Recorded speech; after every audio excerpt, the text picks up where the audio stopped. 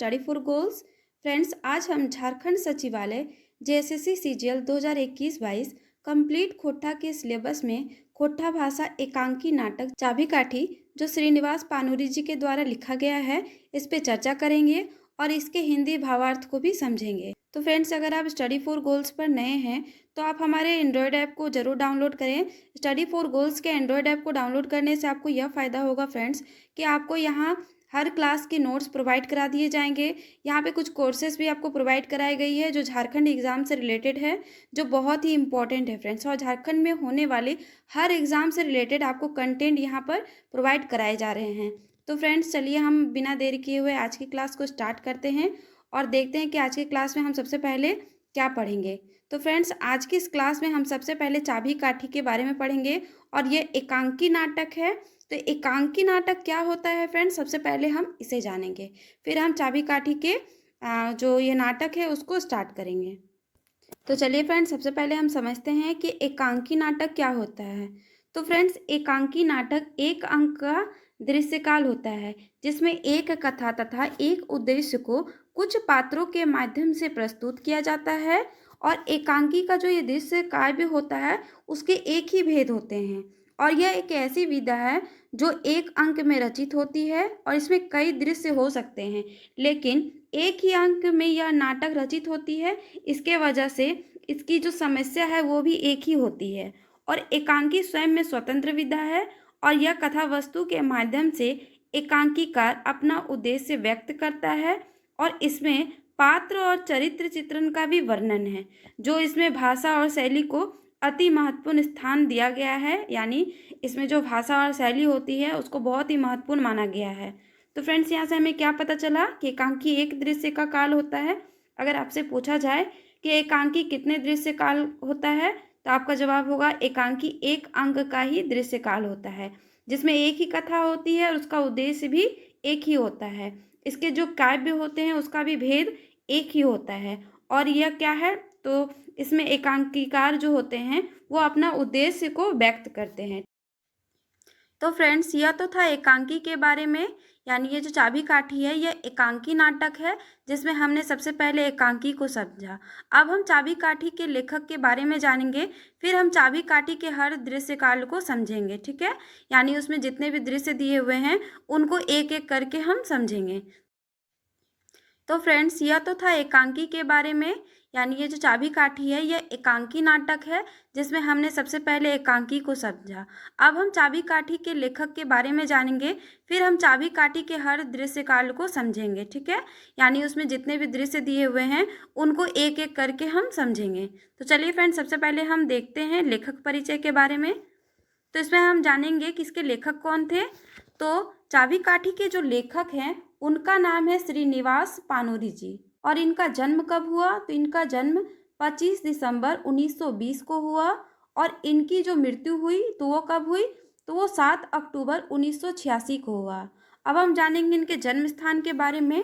तो इनका जन्म कहाँ हुआ, तो इनका जन्म हुआ फ्रेंड्स बरवड्डा में, जो कल्याणपुर जिला धनबाद में है। यानी यह बरवड्डा कहाँ है, तो यह कल्याणपुर में है और कल्याणपुर धनबाद में है, ठीक है।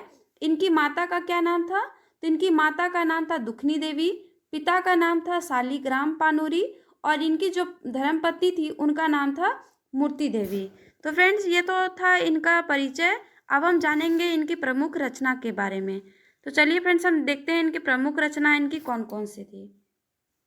तो इनकी जो प्रमुख रचना थी उसमें बाल किरण शामिल था, दिव्य ज्योति शामिल था, मेघदूत, तितकी, राम कथामृत, चाबीकाठी, उद्वासल कर्ण और कुसमी। तो फ्रेंड्स, यह सारी थी श्रीनिवास पानूरी जी की प्रमुख रचना और इन रचनाओं में आज हम जिसको पढ़ने जा रहे हैं वो है चाबीकाठी। यह एक एकांकी नाटक है जिसके बारे में हमने अभी चर्चा किया कि एकांकी क्या होता है, तो यह एक अंक का दृश्य काल होता है, ठीक में। इसके उद्देश्य और इसकी समस्या भी क्या होती है, तो एक ही होती है। तो चलिए फ्रेंड्स, अब देरी ना करते हुए हम बढ़ते हैं और देखते हैं क्या है यह चाबीकाठी। तो चाबीकाठी नाटक में हम सबसे पहले जानेंगे इसके प्रकार को। तो वो हमने पढ़ लिया था फ्रेंड्स कि चाबीकाठी नाटक क्या है, तो यह एकांकी नाटक है और इसका लेखन वर्ष क्या है फ्रेंड्स, तो इनका लेखन वर्ष 1980 से पहले है। यानी ये जो चाभी काठी है, यह जो एकांकी नाटक, इसे कब लिखा गया? तो इसे लगभग 1980 से ईस्वी से पहले लिखा गया। और इसका प्रकाशन वर्ष कब है? तो इसका प्रकाशन वर्ष 2006 है। और इस मतलब यह जो नाटक है, इसके प्रकाशक कौन है? तो इसके प्रकाशक है बाली डी खोटा कमेटी, बोकारो। यह जो इसके प्रकाशक है, यह बाली डी खोटा कमेटी के द्वारा प्रकाशित किया गया था। और इसके संपादक कौन है? तो इसके जो संपादक है वो है गिरिधारी गोस्वामी आकाश खुटी। ठीक है। और इस एकांकी नाटक में अंकों की संख्या 1 है और इसमें जो कुल दृश्य हैं तो कुल दृश्य 20 हैं। और इस नाटक में यानी चाभी काठी में कुल पात्रों की जो संख्या है वो 19 है फ्रेंड्स, जिसमें पुरुष पात्र 14 हैं और स्त्री पात्र 5 हैं। तो फ्रेंड्स यह तो थे नाटक के बारे में। अब हम चाभी काठी से संबंधित कुछ महत्वपूर्ण बातों को भी समझेंगे। तो इसमें हम सबसे पहले यह जानेंगे कि चाभी काठी क्या है। तो चाभी काठी जो है वो एक बहुत ही अच्छा नाटक है और इसे देखने से आपको क्या पता चलेगा? तो इसे देखने से आपको झारखंड के लोगों पर हुए अत्याचार के बारे में जानकारी मिलेगी। सब कुछ होने के बावजूद भी किसी भी चीज़ पर अधिकार नहीं था। यानी यहाँ के जो लोग हैं इनके पास सब कुछ होने के बावजूद भी इन्हें किसी भी चीज़ पर अधिकार नहीं था। और चाभी काठी नाटक जो एकांकी नाटक है, इसके माध्यम से झारखंड के लोगों को जागृत करने का प्रयास किया गया है। यानी लेखक के द्वारा इस नाटक के माध्यम से झारखंड के लोगों को जागृत किया गया है और उन्हें अपने अधिकारों, अपने ऊपर हुए अत्याचारों का सामना करने पर उन्हें जागृत किया गया है। ठीक है। अब चलिए हम देखते हैं पात्र परिचय के बारे में, किसमें पात्र में कौन कौन है और इस पुरुष और स्त्री पात्र दोनों को हम देखेंगे। तो इसके पात्र परिचय में हम सबसे पहले पुरुष पात्र को देखेंगे। तो पुरुष पात्र में कौन कौन है, चलिए इसे देखते हैं। तो पुरुष पात्र में सबसे पहले हम शंभू के बारे में जानेंगे कि यह कौन है। तो ये क्रांतिकारी युवक है और यह इस नाटक का यानी इस एकांकी नाटक का नायक भी है फ्रेंड्स। ठीक है। उसके बाद हम जानेंगे कालूराम के बारे में कि कालूराम कौन है। तो वह साहूकार जमींदार है। बाबा कौन है? तो गांव के एक बुजुर्ग हैं। नाती कौन है? तो एक लड़का है। राधो कौन है? तो यह एक शहरी युवक है। रतिराम कौन है? तो यह भी एक शहरी युवक है। संतू कालूराम का लठेत है। सिंह जी कौन है? तो यह भी कालूराम का लठेत है। श्रीपति कौन है? तो ग्रामीण है। फकीरा कौन है? कालूराम का मुंशी है। जादू कौन है? तो यह ग्रामीण है। मोती विदूषक है। खेपा ग्रामीण है और रोहन कालूराम का बेटा है। तो फ्रेंड्स यह तो था पुरुष पात्र के बारे में। अब हम जानेंगे स्त्री पात्र के बारे में कि स्त्री पात्र में कौन कौन सी है। तो स्त्री पात्र में सुहागी है जो शंभू की माँ है। समरी है, यह एक ग्रामीण है। चुटरी माई है, यह विदूषक की पत्नी है। दमयंती है, यह एक शिक्षित युवती है। और कर्मी है, यह एक दलाल औरत है। तो फ्रेंड्स अब हम देखेंगे चाभी काठी एकांकी के प्रथम दृश्य को और इसमें हम देखेंगे कि क्या क्या बताया गया है। तो चलिए हम इसको स्टार्ट करते हैं। तो ये हमारा पहला दृश्य है। इसमें शंभू जो इस नाटक का नायक है यानी एक क्रांतिकारी युवा है, शंभू कहता है, ओ गरीबी का अभिशाप। यानी गरीबी क्या है? तो यह एक अभिशाप है। गरीब लोगों को सब हीन दृष्टि से देखते हैं।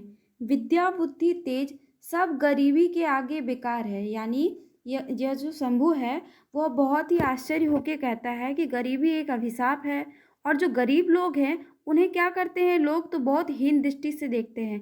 यानी बड़े जो लोग होते हैं वो गरीबों को बिल्कुल भी मतलब अच्छे नहीं समझते, उन्हें तुच्छ समझते हैं, उन्हें हीन दृष्टि से देखते हैं, उन्हें कदम से कदम मिलाकर नहीं चलने देते हैं। विद्या बुद्धि इन चीज़ों में अगर गरीब लोग तेज भी होते हैं, उनके पास ज्ञान अगर ज़्यादा भी होता है, तो ये जो बड़े लोग होते हैं, पैसे वाले होते हैं, वो गरीब लोगों को मतलब एकदम हीन दृष्टि से देखते हैं, बेकार समझते हैं, एकदम ही बेकार समझते हैं। ऐसा कौन कह रहा है? तो ऐसा शंभू कह रहा है। ठीक है। गरीबों को कोई भी इंसान नहीं समझता। यानी शंभू का कहना है कि जो गरीब लोग हैं उन्हें कोई भी इंसान नहीं समझता, कोई देख भी नहीं पाते हैं इन्हें, चाहे वो पंडित हो, ज्ञानवान हो, रूपवान हो या फिर कुलवान हो। यानी जो पंडित है जो जिन्हें ज़्यादा ज्ञान हो, जो बहुत सुंदर होते हैं और जो बहुत धनी होते हैं, कुलवान होते हैं, वे लोग भी गरीबों को बिल्कुल भी नहीं देख पाते हैं। फिर शंभू कहता है कि सांप का जहर तो निकल जाता है, लेकिन गरीब का जो जहर होता है वो कभी नहीं निकलता। यानी ये जो सांप का जहर है वो तो निकल जाता है। सांप का जहर का इलाज करवाने से, जब किसी को सांप काट लेता है फ्रेंड्स, तो उसका इलाज होता है, प्रॉपर इलाज होने के बाद तो उसका तो जहर निकल जाता है। लेकिन ये जो गरीबी का जो जहर है वो कभी भी खत्म होने का नाम ही नहीं लेती। ऐसा कौन कहता है? तो ऐसा शंभू कहता है। अगर आपसे पूछा जाए कि सांप का जहर तो निकल जाता है लेकिन गरीबी का जहर नहीं निकलता, यह कथन किसका है? तो आपका जवाब होगा शंभू का है। ठीक है। फिर शंभू कहता है कि ये जो गरीब है यह क्या करती है? तो ये युवाओं को जिम्मेदारियों की बोझ तले दबा देती है और समय से पहले ही इन्हें जिम्मेदार कर देती है, जिसकी वजह से क्या होता है फ्रेंड्स? तो इनकी जो युवा अवस्था है वो बुढ़ापे की तरह हो जाती है। यानी समय से पहले ये जिम्मेदार हो जाते हैं, घर परिवार अपने अपनों का, इन सब का जिम्मेदारी ये समय से पहले उठाने लगते हैं, जिसके वजह से ये मतलब युवा अवस्था में भी यह घर के बुजुर्ग की तरह हो जाते हैं। यानी जो समय इनका खेलने कूदने का होता है उस समय से ही यह घर की जिम्मेदारियों को उठाने लगते हैं। इसी के वजह से शंभू कहता है कि यह युवाओं को युवा अवस्था में ही बूढ़ा बना देता है। यानी युवाओं को जिम्मेदारियों के बोझ तले यह दबा देता है। गरीबों को क्या करना पड़ता है? तो गरीबों को गली गली भीख मांगने पर यह बेबस कर देता है और लाचार बना देती है। गरीबी से बचने के लिए इंसान क्या कुछ नहीं करती है। यानी ये जो लोग होते हैं ना, गरीब लोग, वो गरीबी से बचने के लिए बहुत कुछ करते हैं। जो सुंदरी होती है वो अपना रूप बेचती है। अबोध छोटे बच्चे जो होते हैं वो गली गली भीख मांगते हैं। फिर शंभू भगवान से कहता है कि हे भगवान, ये किस पाप के लिए प्रायश्चित कर रहा हूँ? यानी शंभू कहता है कि भगवान से बहुत दुखी होकर कहता है कि हे भगवान, मतलब हमने क्या गलती किया है जिसके वजह से आप हमें इतना इस तरह का प्रायश्चित करवा रहे हैं कि मेरे जैसे गुणवान लोग, जो मतलब मेरे जैसे सर्वगुण संपन्न लोगों को भी गरीबी की आग में झुलसना पड़ रहा है। यानी ये जो शंभू था यह बहुत ही गुणवान था, इसी के वजह से यह भगवान से कहता है कि मेरे जैसे गुणवान लोगों को भी गरीबी की आग में झुलसना पड़ रहा है।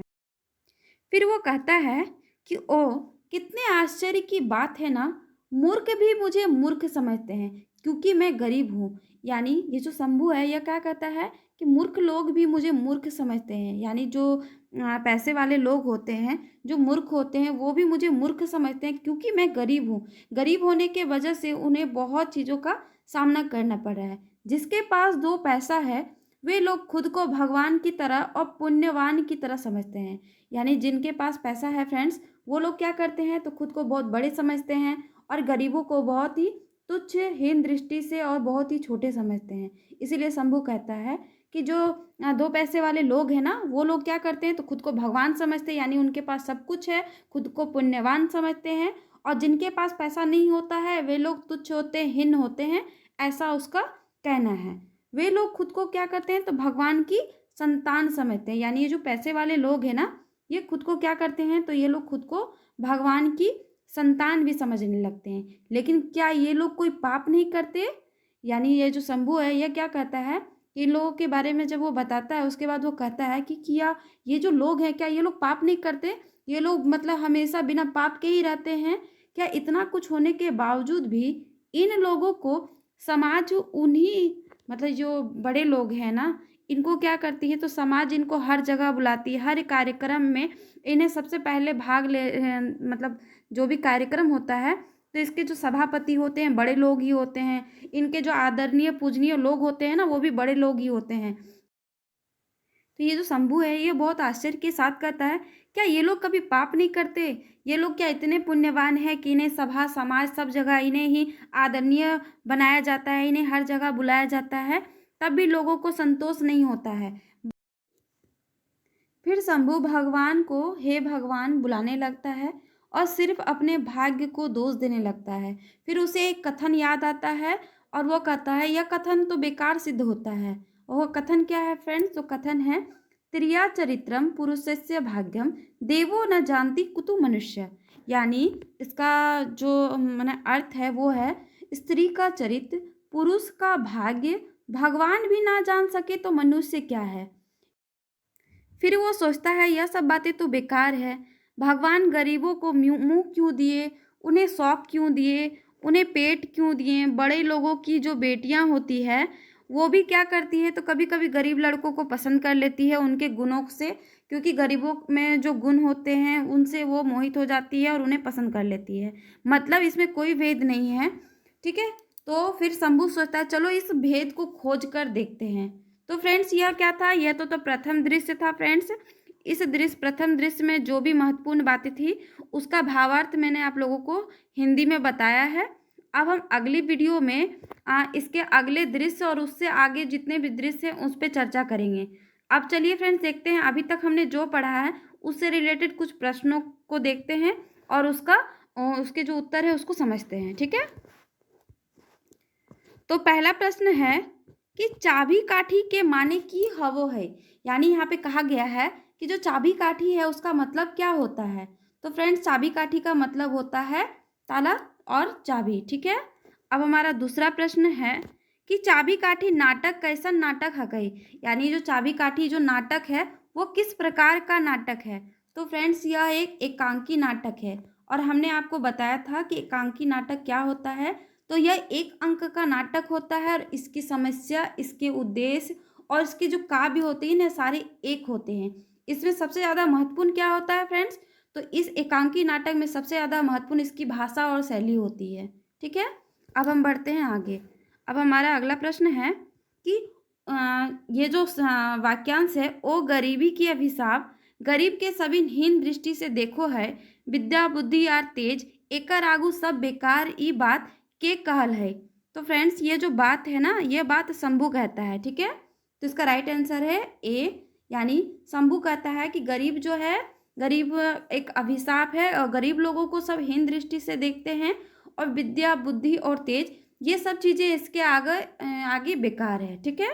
अब हम बढ़ते हैं अगले प्रश्न की ओर। तो हमारा अगला प्रश्न है कि चाबी काठी नाटक ककर लिखल लागे। माने ये जो चाबी काठी का जो नाटक है ये किसके द्वारा लिखा गया है। तो फ्रेंड्स का राइट आंसर है option number A, Srinivas Panuri जी के द्वारा। तो श्रीनिवास पानूरी जी के द्वारा यह नाटक लिखा गया है। और गिरधारी गोस्वामी के द्वारा क्या किया गया है, तो इनके द्वारा इस नाटक का संपादन किया गया है, ठीक है। अब हम बढ़ते हैं अगले प्रश्न की ओर। तो हमारा अगला प्रश्न है कि चाबी काठी नामक नाटक के एक नायक के की नाम लागे। यानी ये जो चाबी काठक जो नाटक है एकांकी नाटक, इसके जो नायक है उसका क्या नाम है। तो फ्रेंड्स के नायक का नाम है शंभू, ठीक है। हमने पढ़ा और शंभू की जो व्यथा है उसको भी हमने बहुत ही अच्छे से पढ़ा, ये पहले दृश्य में बताया गया है, ठीक है। अब हम बढ़ते हैं अगले प्रश्न की ओर। हमारा अगला प्रश्न है कि चाबी काठी रचना काल मानल गेल है। यानी ये जो चाबी काठी है इसकी रचना काल किस वर्ष को माना गया है।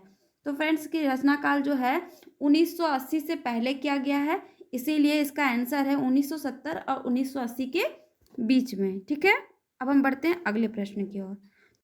तो हमारा अगला प्रश्न है कि चाबी काठी नाटक के लेखक कौन जिला के रहवैया हलत। यानी इस जो चाबी काठी के जो नाटक के जो लेखक है यानी श्रीनिवास पानूरी जी किस जिला के रहने वाले हैं। तो फ्रेंड्स का राइट आंसर है ऑप्शन नंबर बी, धनबाद के। ये जो श्रीनिवास पानूरी जी हैं बरवड्डा कल्याणपुर धनबाद के रहने वाले हैं, ठीक है। अब हम बढ़ते हैं अगले प्रश्न की ओर। तुम्हारा अगला प्रश्न है कि चाबी काठी नाटक के संपादन के करल हत। यानी जो चाबी काठी नाटक है उसका संपादन कौन किए हैं। तो फ्रेंड्स अभी हमने पिछले प्रश्न में इस बात पर चर्चा किया था कि इसके जो संपादन है वो गिरधारी गोस्वामी आकाश खूटी के द्वारा किया गया है। तो फ्रेंड्स आज के इस दृश्यकाव्य में ये सारी महत्वपूर्ण बातें थी और उससे संबंधित हमने कुछ प्रश्नों पर भी चर्चा किया। अब हम मिलेंगे अगले वीडियो में अगले दृश्यकाल को लेकर। तब तक के लिए thank you friends, thank you so much.